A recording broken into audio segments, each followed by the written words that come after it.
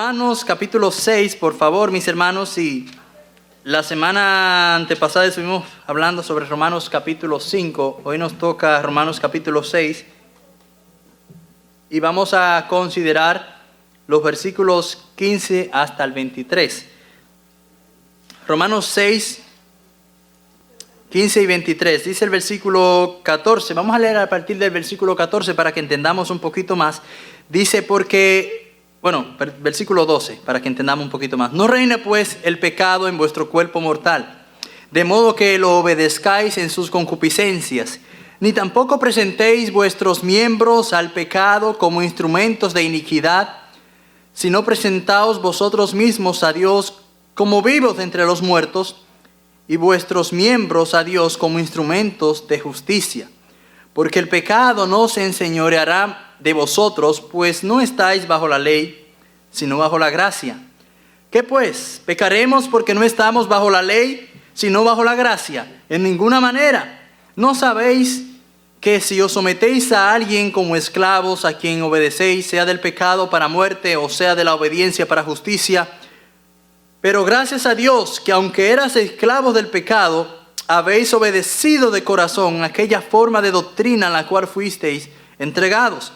Y libertados del pecado, vinisteis a ser siervos de la justicia, hablo como humano, por vuestra humana debilidad, que así como por iniquidad presentasteis vuestros miembros para servir a la inmundicia y a la iniquidad, así ahora para santificación, presentad vuestros miembros para servir a la justicia. Porque cuando erais esclavos del pecado, erais libres acerca de la justicia. Pero ¿qué fruto tenías de aquellas cosas de las cuales ahora os avergonzáis? Porque el fin de ellas es muerte. Mas ahora que habéis sido libertados del pecado y hechos siervos de Dios, tenéis por vuestro fruto la santificación y como fin la vida eterna. Romanos 6:23, el que todos no sabemos. Porque la paga del pecado es muerte, mas la dádiva de Dios es vida eterna en Cristo Jesús, Señor nuestro. Padre, en el nombre de Jesucristo oramos pidiendo, Señor, que tú nos ilumines. Ilumina nuestras mentes, Padre Celestial. Ayúdanos a entender tu palabra. Ayúdanos a amarte más, a servirte mejor, Señor. Y cualquier cosa, Señor, que pueda entorpecer nuestra comunión contigo, Señor, ayúdanos a quitarlo de en medio, para que podamos, Señor, entender claramente el mensaje en esta mañana. Guíanos, Señor, y dirígenos en el nombre de Jesucristo. Amén. Gracias, mis hermanos. Pueden sentarse. Desde los tiempos antiguos, mis hermanos, desde los tiempos antiguos, el ser humano ha tenido el deseo imperante de ser libre, de no estar sometido a nadie ni a nada. Todos nosotros, desde los inicios de nuestra creación. Es más, si vamos más específicamente a nuestros países y miramos las letras del himno nacional de cada uno de nuestros países, podemos darnos cuenta que esas letras exaltan la libertad al que alguna vez nuestros países o nuestros antepasados estuvieron sometidos. Estos himnos, ¿verdad?, nos ayudan a nosotros a ver que hay libertad, que hay una libertad, pero no realmente la verdadera libertad. La esclavitud es un concepto, mis hermanos, que está quizás en nuestras mentes modernas, ahora a los millennials, a las personas que están viviendo en estos tiempos, es como algo un poquito raro. Es como cuando pensamos en esclavitud, pensamos en la era medieval, pensamos en muchos años atrás, pero la idea de que un ser humano pueda ser esclavo, de que usted sea esclavo de alguien, eso no puede concebirse en nuestras mentes. De ninguna manera. La mayoría de nosotros no podía tener un esclavo en su casa, aunque quizás algunos lo desearían, pero la esclavitud, mis hermanos, está vigente en nuestros días. De hecho, le voy a decir algo. El matrimonio es una clase de esclavitud. Sí, ¿por qué? Porque la palabra cónyuge, o sea, usted está atado a una persona por siempre hasta que la muerte lo separe. Pero qué bendición, hermano, por esa esclavitud. Qué bendición, ¿verdad? Todos aquí nosotros tenemos esa bendición del matrimonio. Antes de seguir, mis hermanos, permítame por favor poner este texto que acabamos de leer en su contexto. Mire, en Romanos capítulo 3, Romanos capítulo 4, el apóstol Pablo venía hablando sobre la justificación por la fe. De hecho, da algunos ejemplos sobre la justificación de David, Abraham. Y Pablo viene enfrentando una serie de críticas, de calumnias, acerca de un tema que él ha venido enseñando, que es la justificación. ¿Cuál es por qué los calumniaban? Bueno, mis hermanos, el apóstol Pablo venía enseñando la justificación por la fe y por gracia solamente. Somos salvos por gracia, vivimos en la gracia, ya no estamos bajo la ley. Ahora eso no significa que pecamos y que vivamos en pecado. De hecho, Romanos 3.8, dice el versículo de Romanos 3.8, dice, ¿y por qué no decir, como se nos calumnia y como algunos cuya condenación es justa, afirman que nosotros, este es Pablo hablando, que nosotros decimos, hagamos males para que vengan bienes? Ellos estaban haciendo eso y Pablo dice, eso no nos cuadra, y eso que ustedes están diciendo es una calumnia, es una mentira. ¿Cómo nosotros vamos a hacer mal para que vengan bienes? En el capítulo 5 de Romanos, recuerdan que estuvimos hablando sobre el tema de la justificación específicamente, y estuvimos hablando ahí de la justificación por la fe, por la gracia, habiendo sido justificados, dice la Biblia en Romanos 5.1, tenemos paz con Dios por medio de nuestro Señor Jesucristo. Por medio de la justificación nosotros ocupamos un lugar en la gracia de Dios, habiendo, mis hermanos, pertenecido anteriormente, ¿usted sabe a quién? ¿A cuál familia? La familia de Adán. Adán, el autor del pecado y la muerte. Ahora nosotros los creyentes pertenecemos a Cristo, el autor de la salvación, el autor de la vida. Ahora, mis hermanos, nosotros tenemos esa libertad. Pero en Israel se había entregado la ley. ¿Para qué se había entregado la ley en Israel? Fue agregada para aumentar el pecado. Miren lo que dice Romanos 5, 20 y 21. Pero la ley se introdujo para que el pecado abundase. Mas cuando abundó el pecado, sobreabundó la gracia.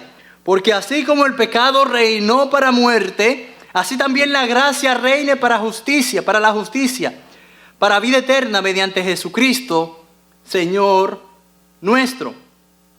Entonces, a fin de que reine, el apóstol Pablo está haciendo énfasis en la gracia de Dios. Sobreabundó, cuando el pecado abundó, sobreabundó la gracia. Y no solamente eso, también la gracia reina por la justicia para vida eterna.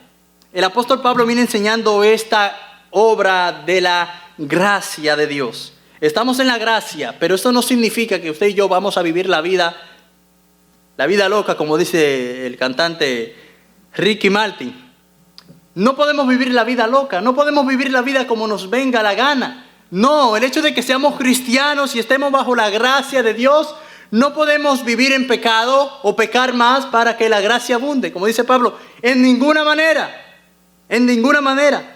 Pero hay algo que Pablo parece no mencionar, por lo menos en estos capítulos, y no parece ser muy claro, y pareciera que Pablo pasó directamente de la justificación. Acuérdense que venimos hablando de Romanos 3, 4, 5, sobre la justificación, y parece que Pablo pasó de la justificación a la glorificación.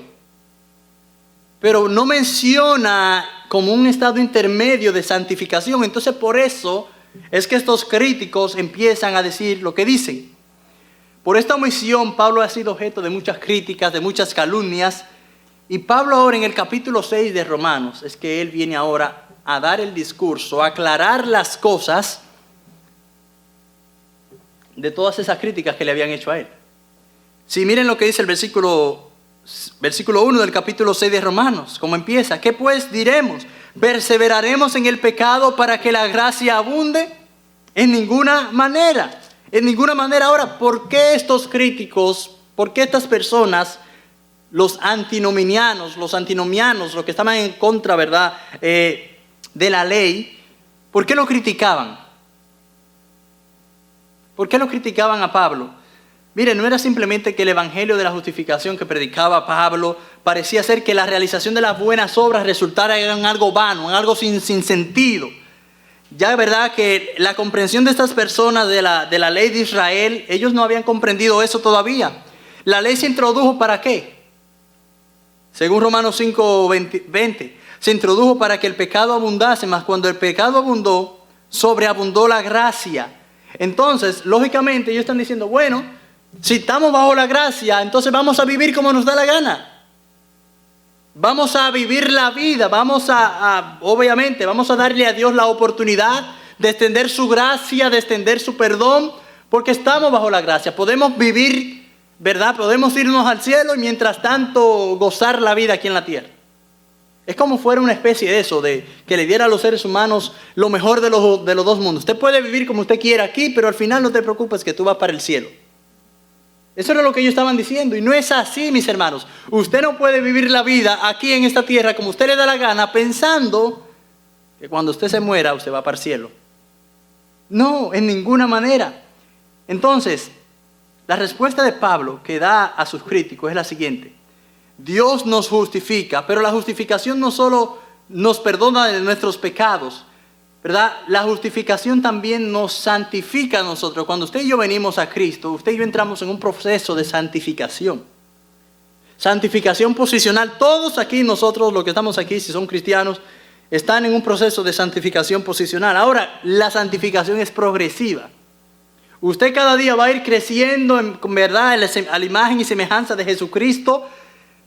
Y esa justificación nos une a Cristo, que es lo que tratan los versículos del 1 al 14 de Romanos 6. Y nosotros vamos a estar viendo los versículos del 15 al 23, que específicamente nos ayuda a nosotros a entender a través de una metáfora de la esclavitud.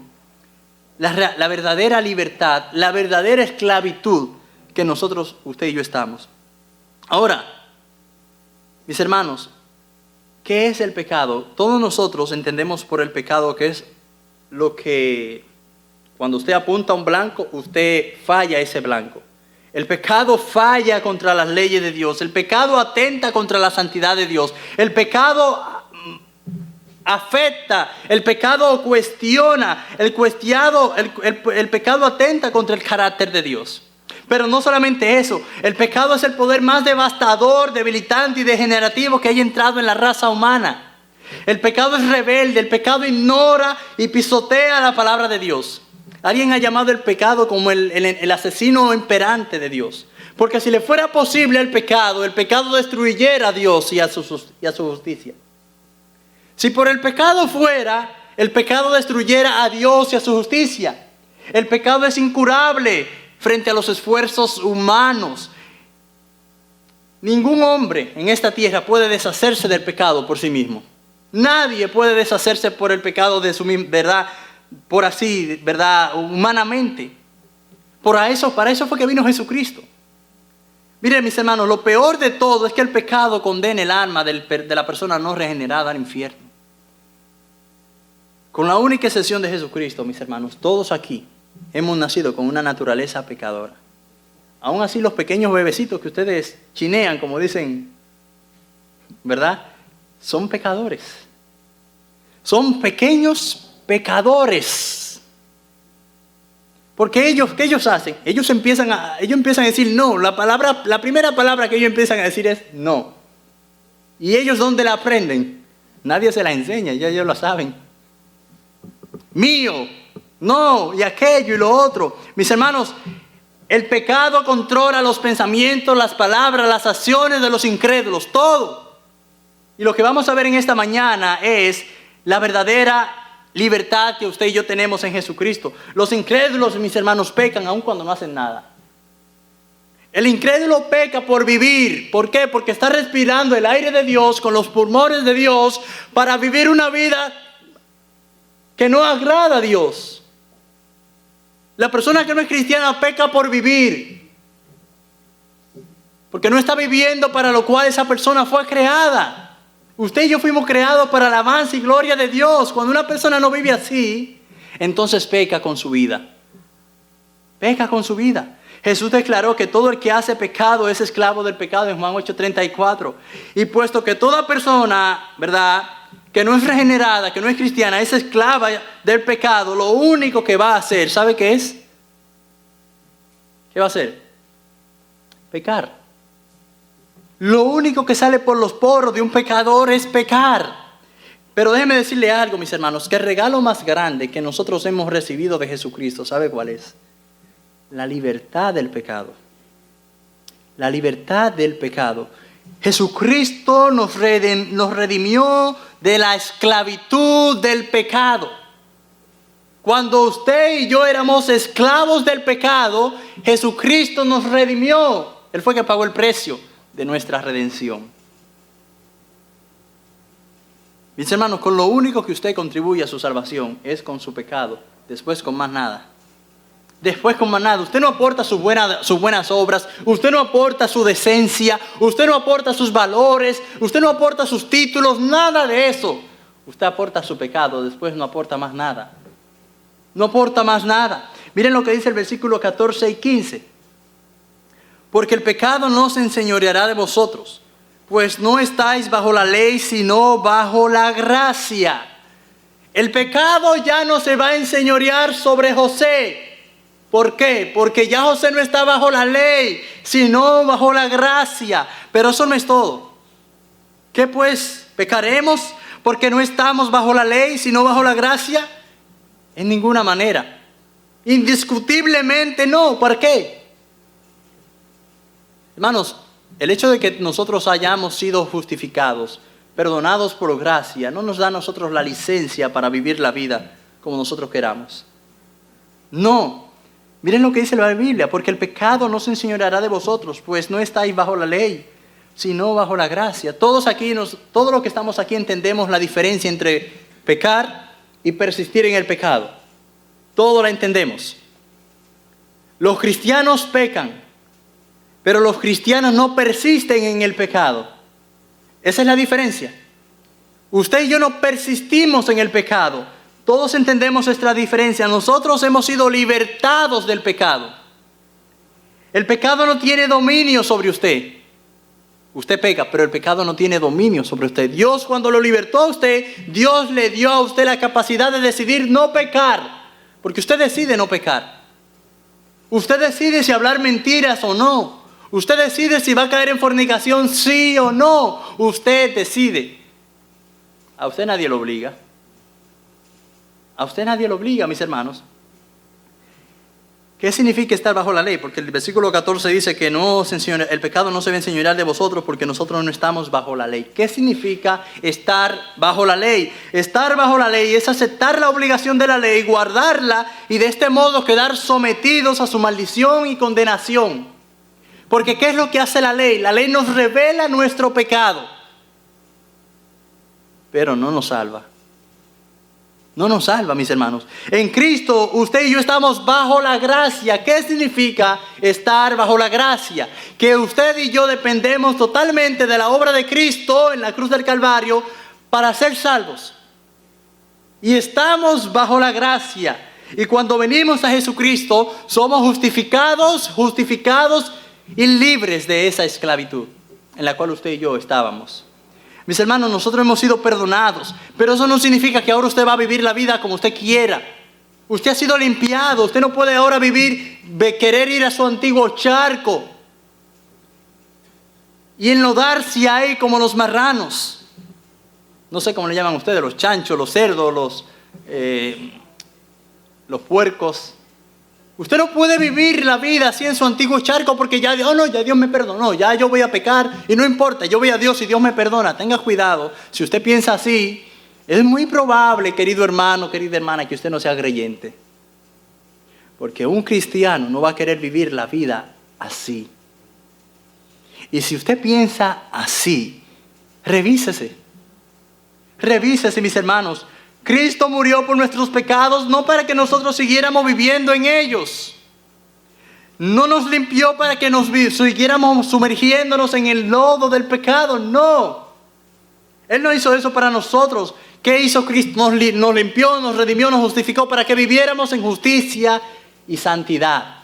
Esa es la realidad, la suya y la mía, por la cual debemos vivir, para la gloria de Dios. Cristo murió por nuestros pecados. Entonces, ¿cómo puede concebirse que la gracia de Dios justifique el hecho de yo vivir en pecado? Es lo que Pablo le dice a estas personas que lo criticaban. Entonces, ¿vamos a perseverar en el pecado para que la gracia abunde? No, en ninguna manera. Acuérdense que lo que dice Romanos 5:20, porque dice, pero la ley se introdujo para que el pecado abundase, mas cuando abundó el pecado, sobreabundó la gracia. Entonces el versículo 15 de Romanos 6 dice, ¿qué pues? ¿Pecaremos porque no estamos bajo la ley, sino bajo la gracia? Entonces ya podemos vivir la vida como queramos y tenemos el perdón de Dios segurito ahí. Podemos hacer lo que nosotros queramos Y al final ya Dios nos va a perdonar porque vamos a ir arrepentidos delante de Dios. Así no, hermanos. En ninguna manera nosotros podemos vivir así. El que hace planes para pecar con la justificación de que Dios lo va a perdonar, que se revise, que examine su vida. Voy a caer en adulterio, pero Dios me va a perdonar. Yo confío en Dios. El Señor no retarda sus promesas. El Señor es fiel y perdonador. Y saltan con muchos versículos. Y hacen sus cosas y piensan que ya Dios así, porque ellos hacen lo que hacen, ya Dios lo va a perdonar. ¿Pecaremos porque no estamos bajo la ley, sino bajo la gracia? En ninguna manera. Mis hermanos, yo creo que fue MacArthur que dijo lo siguiente: ama a Dios y haz todo lo que tú quieras. Y cuando usted examina esa frase, se va a dar cuenta de algo muy interesante. Cuando usted ama a Dios, lo único que usted va a querer hacer, ¿sabe qué es? Agradar a Dios. Usted no va a querer vivir en pecado. Usted no va a vivir la vida como usted quiera en realidad, porque usted ama a Dios. Cuando usted ama a Dios, lo único que usted va a querer hacer es honrarle. Es honrarle. Miren lo que dice el versículo 16.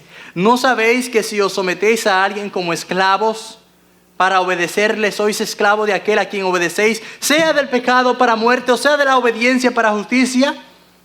Mis hermanos, es posible que este término aquí nos confunda un poquito porque es raro. Tenemos la idea, ¿verdad?, de que los esclavos se consiguen en las guerras. Usted compra los esclavos en los mercados negros, pero no nos concebimos muy bien la idea de que hayan la esclavitud voluntaria. Y sí, en aquellos tiempos había esclavitud voluntaria. Personas que no tenían dinero, no tenían recursos, ¿qué hacían? Pues iban a donde alguien que sí tenía y se ofrecían voluntariamente como esclavos. Se ofrecían voluntariamente como esclavos. ¿Pero por qué hacían eso? ¿Por qué? Porque querían estar cobijados, querían estar con alimentos, querían estar con un techo. Y con ese simple hecho ellos se podían someter a cualquier persona. Ahora, lo que Pablo quiere decir aquí es que quienes se ofrecían como esclavos invariablemente eran aceptados y no podían entregarse a su amo y después querer vivir su vida como ellos quisieran. No, así no. Si usted se sometía a alguien, usted estaba obligado a rendir obediencia a ese amo a que usted se rindió. No porque ahora usted se rindió a una persona, usted ahora va a querer vivir su antigua vida. No, eso no era lo que pasaba. Si usted se rendía a alguien, ya sea por necesidad o por voluntad, o por verdad, o porque quiso hacerlo voluntariamente, ya usted lo hacía. Y estaba a disposición de su amo. No podía vivir la vida como usted quisiera, porque ya ahora su vida pertenecía a alguien más. Es igual con la esclavitud espiritual. La entrega lleva invariablemente, ¿verdad?, a la esclavitud, ya sea del pecado para muerte, como hemos visto aquí, o que lleva a la muerte para la obediencia, o a la obediencia que lleva a la justicia. Mis hermanos, cuando usted y yo nos convertimos al Señor, usted y yo nos rendimos a Cristo. Usted y yo, quiera o no lo quiera aceptar, todos los que estamos aquí somos esclavos. Todos los que estamos aquí somos esclavos. Algunos son esclavos del pecado, que viven dominados por el pecado. Otros son esclavos de la justicia. Pero todos, no hay nadie que no sea esclavo. Y si usted no cree que es esclavo, esa es la idea que el diablo quiere que usted crea. Porque acuérdense, mis hermanos, que en el Edén, ¿qué le dijo Satanás a Eva? Come de este fruto para que tus ojos sean abiertos. Vas a ser como Dios, sabiendo el bien y el mal. Serás libre. Pero es mentira. Ahí fue que empezó la verdadera esclavitud. Eso es lo que el diablo quiere que usted crea. Que usted no es libre. Que usted no es esclava, que usted es libre. Mire, usted y yo venimos a Cristo. Y no hay posibilidad alguna de que nosotros podamos volver hacia atrás. No podemos volver hacia atrás, hermanos. Si usted es cristiano, usted no puede querer vivir la vida como un mundano. No, usted no puede. Porque entonces, si lo hace, tiene que examinarse porque a lo mejor no es creyente. A lo mejor no es un hijo de Dios. Cuando alguien es esclavo del pecado, ¿cuál es el resultado final? La muerte. Cuando alguien es esclavo de Cristo, ¿cuál es el resultado final de esa esclavitud bendita? La vida. La vida. La Biblia dice en Efesios 2:10, Pablo hablando que nosotros somos hechura suya, creado en Cristo Jesús para buenas obras, las cuales Dios preparó de antemano para que anduviésemos en ellas. Entonces, una vida que se caracteriza por el pecado no es una vida cristiana. La Biblia dice que Dios ha preparado obras para que nosotros anduviésemos en esas buenas obras. ¿Cuáles son esas buenas obras, mis hermanos? Vivir en santidad, venir a la iglesia, agradar a Dios. El hecho de que usted y yo estamos aquí, ya Dios había planeado eso para que usted estuviera en este lugar el día de hoy. La Biblia dice que somos hechuras suyas, creados en Cristo Jesús, las cuales Dios preparó de antemano para que nosotros anduviésemos en ellas. Pero amados hermanos, visitas, aquí no hay punto medio. No, o usted es de uno o es de otro. Aquí usted no puede vivir con un pie en el mundo y un pie en la iglesia. La Biblia lo dice en Santiago. ¿No sabéis que si aquel que se constituye amigo del mundo se constituye enemigo de Dios? Juan lo dice, 1 de Juan 2:15. No améis al mundo ni las cosas que están en el mundo. Si alguno ama al mundo, el amor del Padre no está en él. O bien perteneces a la familia de Satanás, o bien pertenece a la familia de Dios. Pero no hay puntos medios. No hay neutralidad. Déjeme repetírselo una vez más. Todos aquí somos esclavos. La diferencia radica, mis hermanos, al amo a quien usted y yo le servimos. Esa es la diferencia. Es la única diferencia. Y así fue que Satanás engañó a Eva, mis hermanos. Si usted se cree que usted es libre, usted no es libre nada. Usted no es libre nada.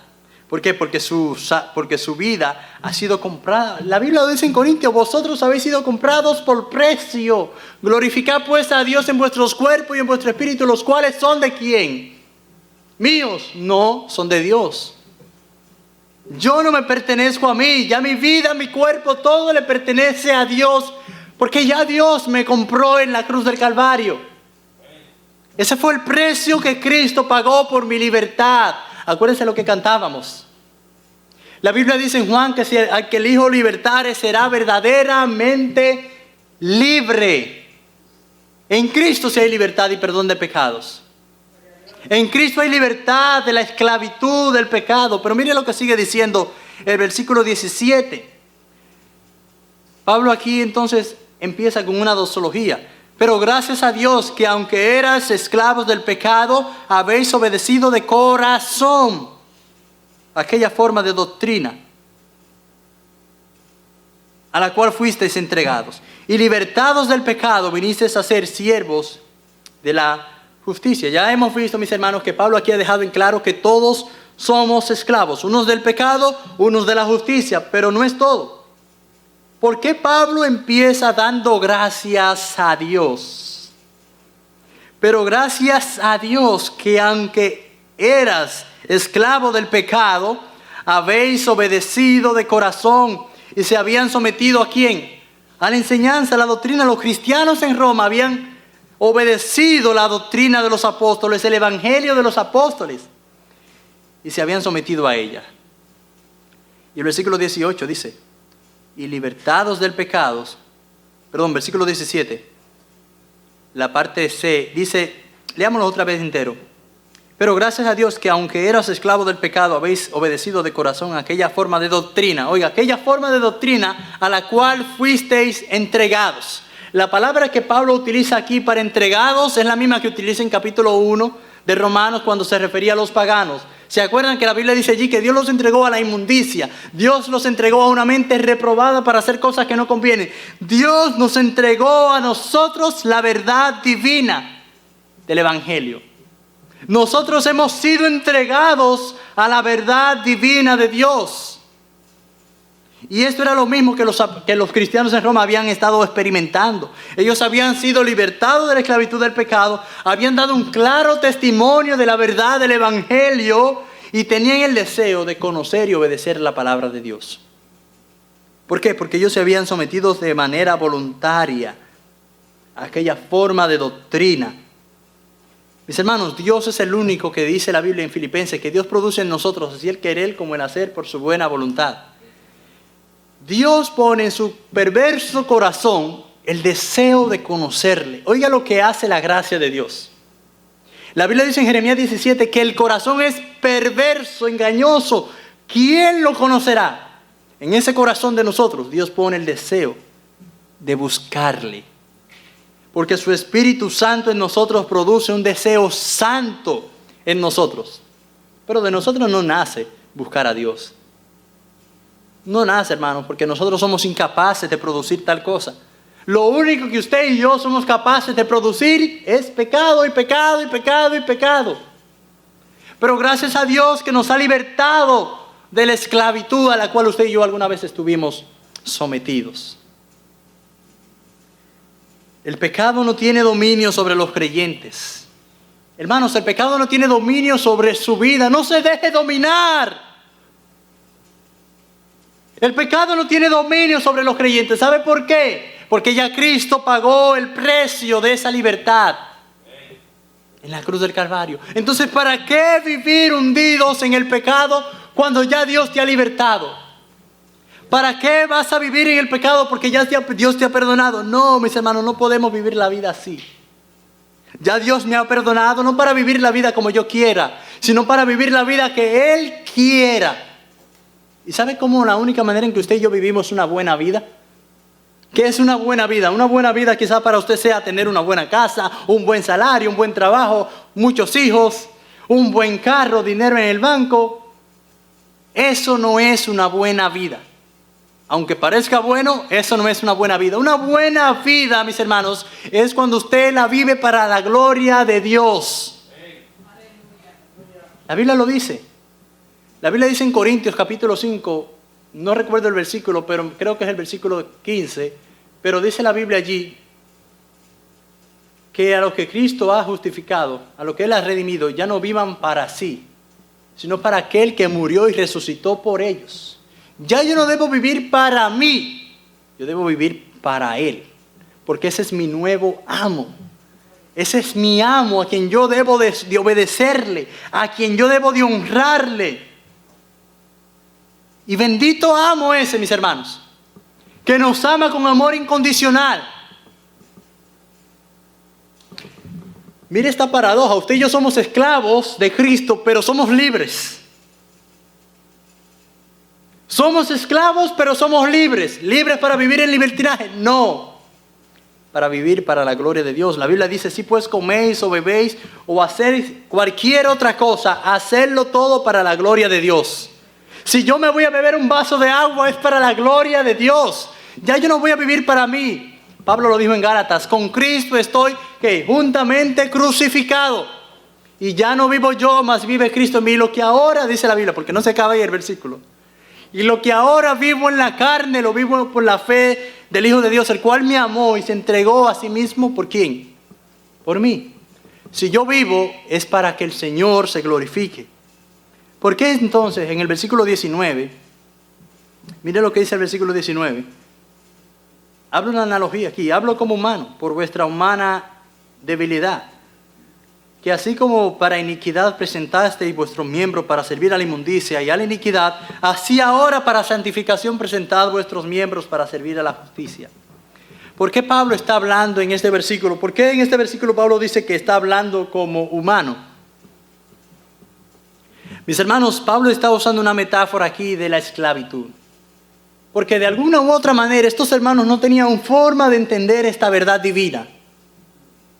¿Por qué Pablo le dice que él habla como humano? Él da la respuesta en el versículo 19. Por vuestra humana debilidad.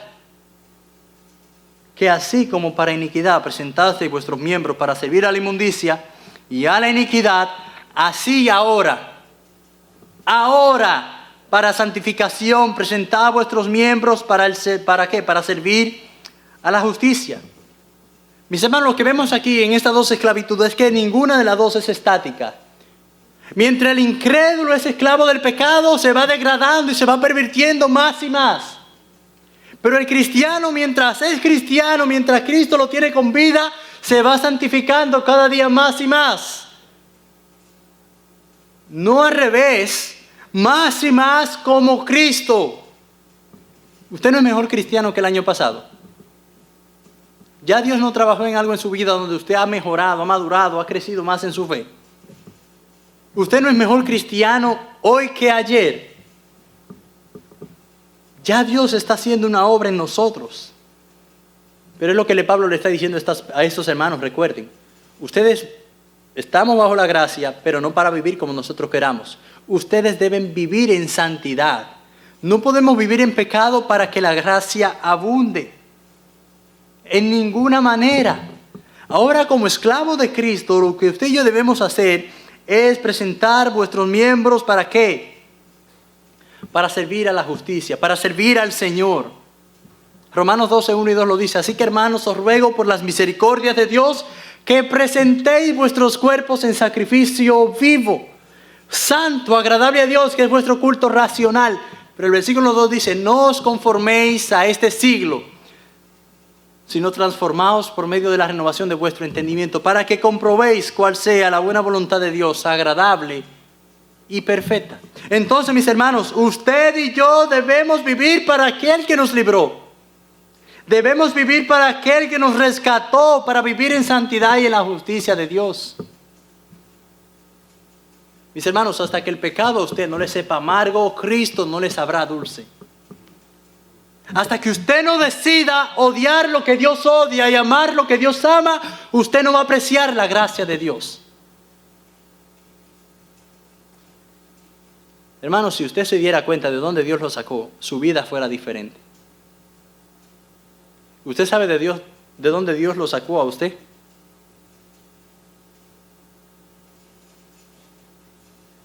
Somos esclavos de Cristo y en Cristo nosotros tenemos verdadera libertad. Veamos una promesa que tenemos en el versículo 20 al 22. Dice, porque cuando erais esclavos del pecado, erais libres acerca de la justicia. Pero ¿qué fruto tenías acerca de aquellas cosas de las cuales ahora os avergonzáis? Porque el fin de ellas es muerte. Mas ahora que habéis sido libertados del pecado y hechos siervos de Dios, tenéis por vuestro fruto la santificación y como fin la vida eterna. Los incrédulos se caracterizan por vivir su vida en pecado y en pecado y en pecado. El incrédulo respira pecado. Eso es lo que hace el incrédulo. Pero los incrédulos son libres de la justicia, es decir, que no tienen ninguna conexión con la justicia. Y la justicia no puede exigirles a ellos nada porque no tienen el deseo, no tienen la capacidad para cumplir sus requisitos. No, los incrédulos se encuentran controlados, dominados, agarrados por el pecado y están forzados a servirle a ese amo. En ese sentido, mis hermanos, no tienen responsabilidad frente a la justicia. No tienen ninguna responsabilidad porque carecen de poder para satisfacer sus estándares, sus requisitos. Muchas personas que no son cristianas piensan que sus vidas no necesitan una transformación. Los incrédulos no piensan que sus vidas necesitan una transformación. Piensan que su vida está bien. Son decentes, son religiosos, son personas muy laboriosas, industriosas, trabajadoras. Pero no piensan que necesitan una transformación porque el diablo le ha cegado sus ojos. La Biblia lo dice en Corintios, que el Dios de este siglo, el diablo, Satanás, le ha cegado el entendimiento a los incrédulos para que no les resplandezca la luz del Evangelio de Cristo. Entonces, los creyentes hemos sido hechos siervos de Dios, esclavos de Cristo, y el fruto de nuestra vida debe manifestarse en vida santa delante de Él. El fruto que usted y yo debemos producir es fruto que glorifiquen y den gloria a su nombre. Juan lo dice en Juan 15, versículo 1 al 5. ¿Qué dice Juan allí? Yo soy la vid, vosotros los pámpanos. El que permanece en mí, yo en él, este lleva muchos frutos. Pero separados de mí, dice la Biblia, nada podéis hacer. Nada podéis hacer. Mis hermanos, una de las marcas de la verdadera salvación es que nosotros tenemos cierto sentido de vergüenza por nuestro pasado. Miren lo que dice el versículo 21. Porque el fruto Pero ¿qué fruto tenías de aquellas cosas de las cuales ahora os avergonzáis? Porque el fin de ellas es muerte. Esa es una de las marcas de un cristiano, que se avergüenza por su pasado. Y yo no me siento orgulloso del mío, mis hermanos. Yo no me siento orgulloso de mi pasado. Yo espero que usted no se sienta orgulloso. Pero yo no me siento orgulloso de mi pasado. Y eso es lo que hace Dios. Que nosotros tengamos vergüenza de nuestra antigua vida. ¿Cómo usted sabe si usted es un cristiano verdadero? Ay, pues, Señor, es que yo no sé, pastor, si soy cristiano o no, porque yo no siento el Espíritu de Dios, yo no siento lo otro, yo no siento lo otro. Hermanos, usted no debe vivir por lo que sienta. ¿A cuántos de nosotros cuando pecamos nos molesta, nos sentimos convencidos de lo que hemos hecho está mal? Sabemos que lo que hemos hecho está mal. Eso es una marca distintiva de un cristiano. Un incrédulo no tiene conciencia de las cosas malas que hace. Se deleita en el pecado, pero el creyente no. Cuando usted peca, usted, mis hermanos, usted busca la manera, usted se siente el hombre más sucio de todo el mundo, más indigno de la gracia de Dios. Y eso lo hace Dios, recordándole a usted su dependencia de Él. Que la Biblia dice, si confesamos nuestros pecados, Él es fiel y justo para perdonar nuestros pecados y limpiarnos de toda maldad. Esa es la gracia extraordinaria de Dios. Que Dios te perdona tus pecados, pero Él no se acuerda de tus pecados. Él lo echa al fondo del mar. Él no se acuerda, Él se olvida de nuestros pecados. Ese es Dios. Pero si Dios no tuviera gracia, no fuera Dios. Fuera un monstruo. Si Dios no tuviera, si Dios no fuera soberano, Él no fuera Dios. Nosotros en el versículo 22 dice que hemos sido libertados. No significa que un creyente no sea capaz de pecar, sino que ya no está esclavizado al pecado. Usted y yo hemos sido libertados. No, ya no es que vamos ahora, somos unos ángeles perfectos que no pecamos. Porque usted y yo sí pecamos. Usted y yo sí pecamos. Pero ya el pecado no es nuestro amo. Nosotros no somos súbditos del pecado. La Biblia lo dice, no reine pues el pecado en vuestro cuerpo mortal. Ya el pecado no tiene dominio sobre nosotros. Gloria a Dios. Porque ya Cristo lo ha libertado. Entonces, ¿vamos a perseverar en el pecado para que la gracia abunde? Mis hermanos, en ninguna manera. En ninguna manera. Mis hermanos, los creyentes, obviamente hay algunos creyentes que son más fieles que otros. Eso se sabe. Algunos son más fieles que otros van a crecer más espiritualmente, otros van a ser más santos que otros, pero todos por igual hemos sido libertados del pecado, todos por igual hemos recibido la misma vida eterna. Todos, aunque otros vivan mejores que otros para Dios, pero todos por igual. Hemos sido libertados de las garras del pecado. Todos. Porque ya Cristo nos ha rescatado. Mis hermanos,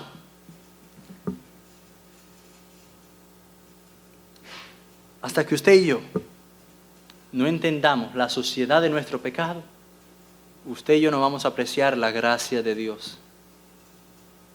Porque hay muchos cristianos que no les interesan las cosas de Dios porque simplemente se creen que ellos se merecen el cielo. Y que como son buenos, decentes, buena gente, pues por eso no hacen nada.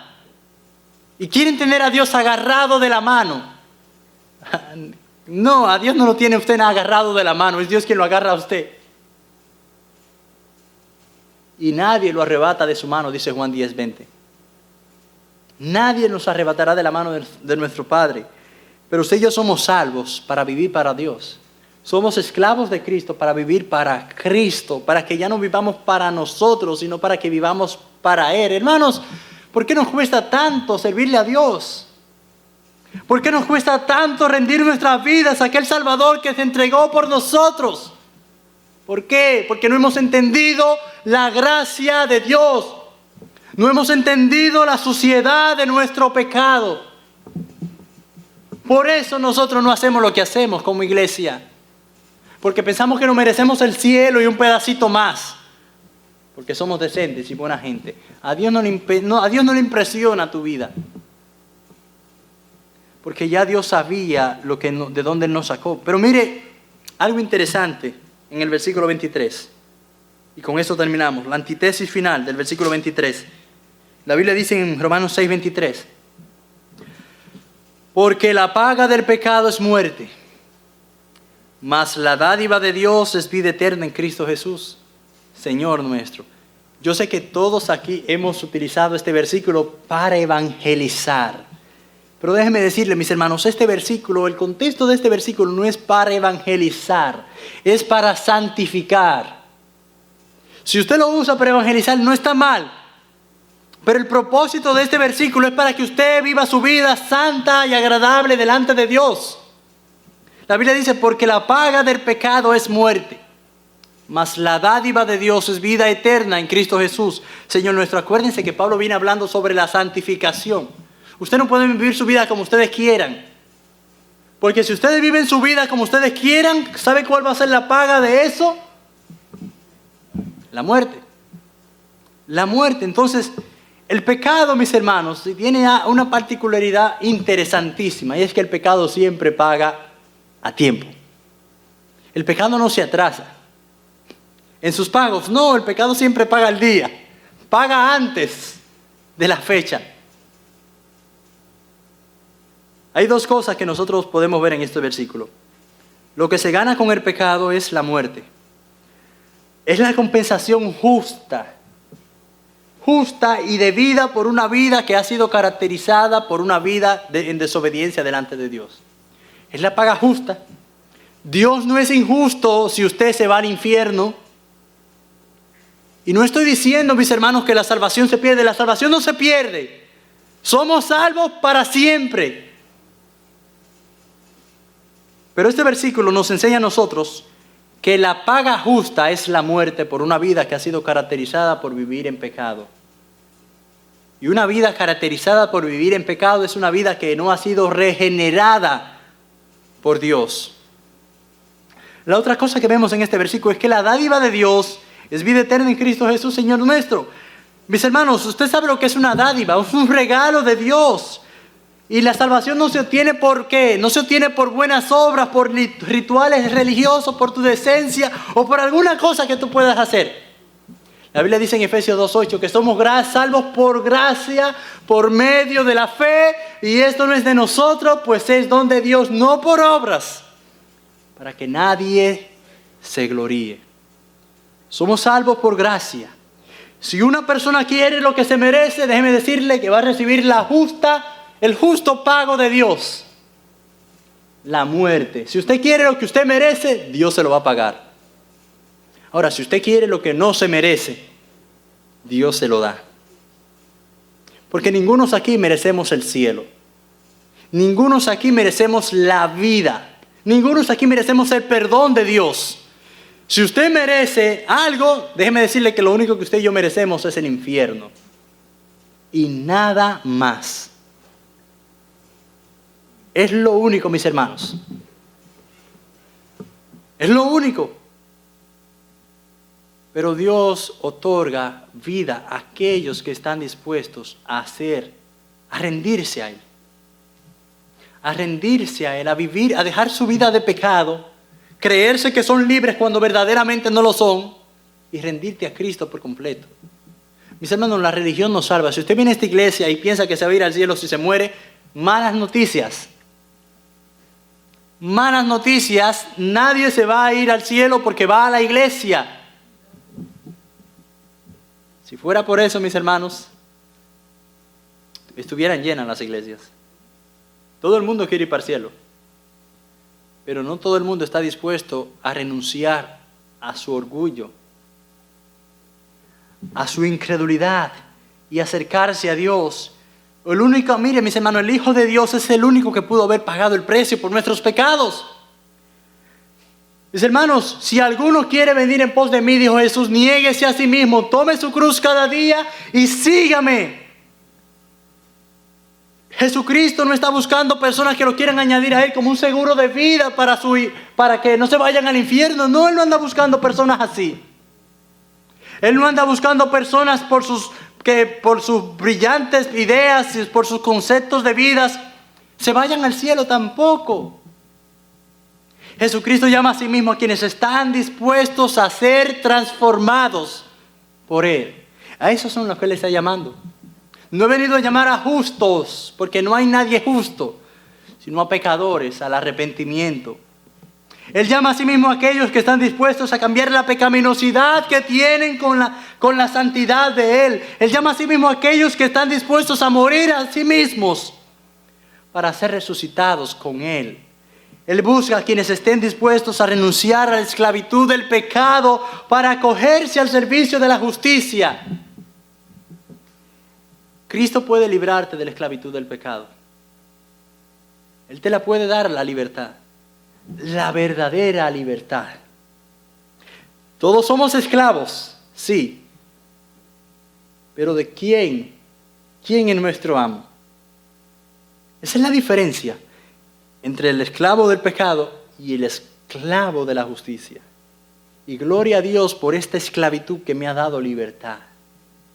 Libertad no para yo vivir en libertinaje, para yo vivir como yo quiera. Libertad para yo vivir para su gloria, para lo cual alguna vez yo he sido formado y creado. Esa es la libertad que yo tengo, para vivir para Él. Porque para eso fue que Dios creó a Adán y a Eva, para que vivieran para Él. El ser humano no fue creado para morir. Pero el pecado introdujo la muerte, como dice Romanos 5:12. Por tanto, como el pecado entró en el mundo por un hombre y por el pecado la muerte, así la muerte pasó a todos los hombres por cuanto todos pecaron. Cristo puede darte verdadera libertad. Cristo puede perdonarte todos tus pecados. Pero tú tienes que estar dispuesto a renunciar a tu orgullo. Mis hermanos, la vida cristiana es una vida de cambios. Usted debe de tener metas. Usted debe de vivir para Dios. Es bueno tener una buena casa, es bueno tener un buen carro, es bueno tener una buena familia, pero esa no es la buena vida. La buena vida se vive cuando tú la vives para la gloria de Dios. Esa es la buena vida. Esa es una vida buena cuando tú vives para aquel que te ha redimido de todos tus pecados. Vamos a orar. Padre, muchísimas gracias. Muchísimas gracias, Señor.